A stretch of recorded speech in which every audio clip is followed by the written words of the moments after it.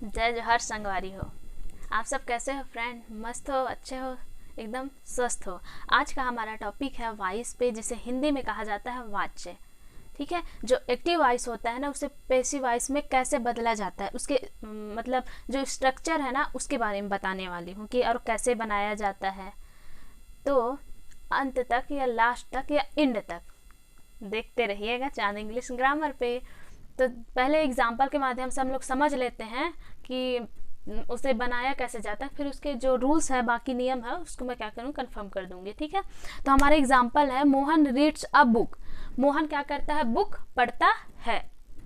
इसका जो पेसिव है वो है a book a book is read by Mohan. क्या कर रहा है कि मोहन पुस्तक पढ़ता है या मोहन किताब पढ़ता है।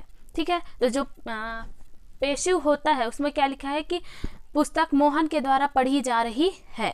शब्द एक ही है, जो बोल रहा है एक ही है, उसका मीनिंग एक ही है, लेकिन जो बोलने का जो स्ट्रक्चर है, जो बोलने का जो तरीका है, वो उसमें अलग अलग रहता है।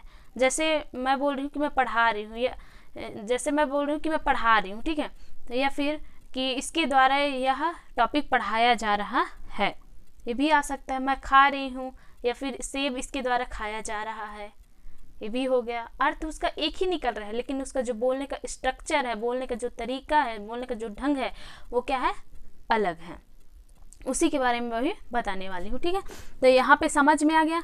दूसरा है जैसे आई रिस्पेक्ट माई मदर, मैं अपने मम्मी का सम्मान करती हूँ। ठीक है, तो जैसे पेशिव बनाया है उसमें है my mother is respected by me, कि मेरी मम्मी का सम्मान मेरे द्वारा किया जा रहा है, या मेरे द्वारा मेरी मम्मी का सम्मान किया जा रहा है। ये हो गया हमारा क्या, पैसिव वॉइस। ये हो गया हमारा एक्टिव वॉइस।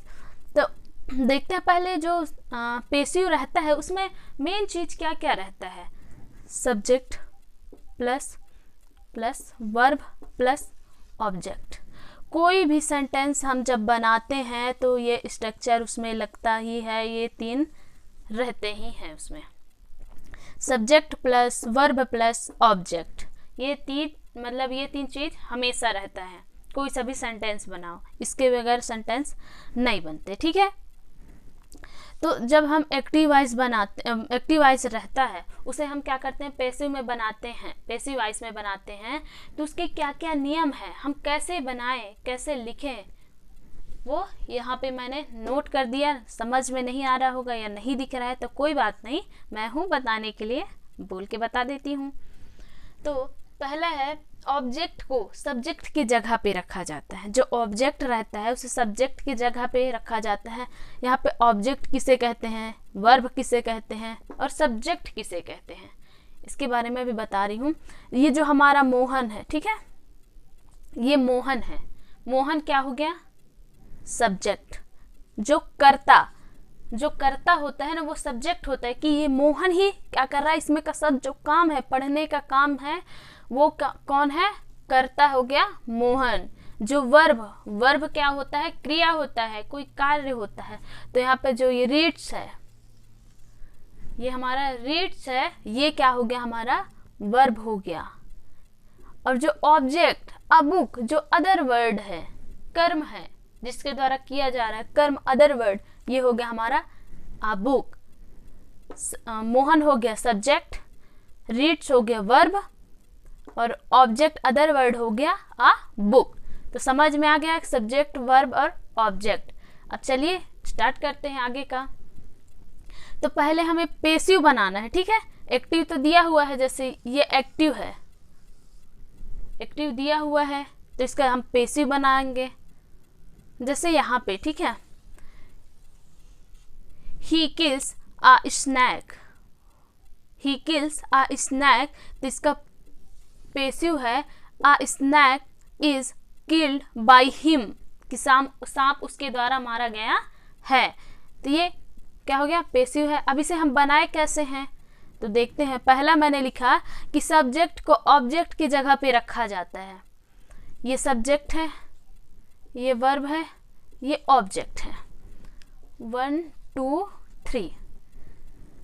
ऑब्जेक्ट को सब्जेक्ट के रखे, मतलब ऑब्जेक्ट जो है ना, उसको सब्जेक्ट की जगह पे रखा जाता है। तो हमारा ऑब्जेक्ट आ स्नैक है, ये हो गया ऑब्जेक्ट, ये सब्जेक्ट था, सब यहाँ फिर ऑब्जेक्ट आ गया। उसके बाद दूसरा है उसके अनुसार, आई, एम, आर, वाज, वर, ये सब लगाया जाता है। ये टेंस के हिसाब से लगाया जाता है।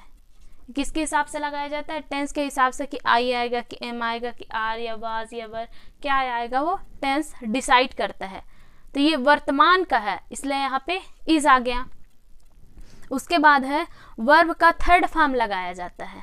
वर्ब ये क्रिया है, इसका थर्ड फॉर्म क्या हो गया? किल्ड हो गया। यहाँ पे वर्ब का थर्ड फॉर्म। उसके बाद आता है कि बाई लगाकर, बाई हो गया द्वारा, उसके द्वारा, बाई लगाकर, बाई लगाकर फिर सब्जेक्ट की जगह पे किसे रखा जाता है? ऑब्जेक्ट को रखा जाता है। जो ये सब्जेक्ट है ना, इसके जगह पे ऑब्जेक्ट हिम आ गया। अब सोच रहे होंगे यहाँ पे तो ही है, तो ही का हिम कैसे आ सकता है? जो सब्जेक्ट है, जब हम एक्टिव वॉइस रहता है, उसे जब हम पेसिव में बदलते हैं तो जो उसका सब्जेक्ट रहता है उसे क्या करना पड़ता है? उसे बदल के लिखना पड़ता है ऑब्जेक्ट पे। जैसे आई का हो गया मी, वी का हो गया अस, यू का हो गया यू, यू का यू ही रहता है। उसके बाद हो गया सी का हो गया सॉरी ही का हो गया हिम, सी का हर, इट का इट, दे का देम। उसी प्रकार यहाँ पे ही आ गया, तो ही का क्या हो गया? हमारा हिम हो गया, इसलिए यहाँ पे हिम आ गया। A snake is killed by him, ये समझ में आ गया। उसके बाद दूसरा देखती हूँ, ठीक है।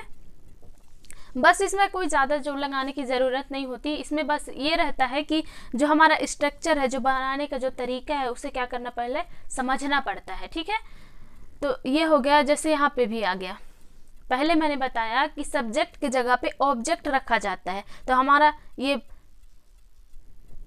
पेसिव वॉइस है, सॉरी एक्टिव वॉइस है, और ये हम पेसिव वॉइस बना रहे हैं, ठीक है।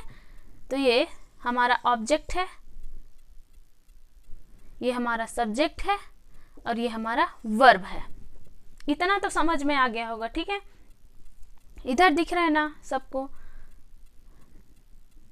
जो ऑब्जेक्ट के जगह पे हमें सब्जेक्ट की जगह पे ऑब्जेक्ट रखो और ऑब्जेक्ट की जगह पे सब्जेक्ट रखना पड़ता है। उसके बाद फिर टेंस के हिसाब से वाज, वर, जो भी है, इज, एम, आर लगाया जाता है।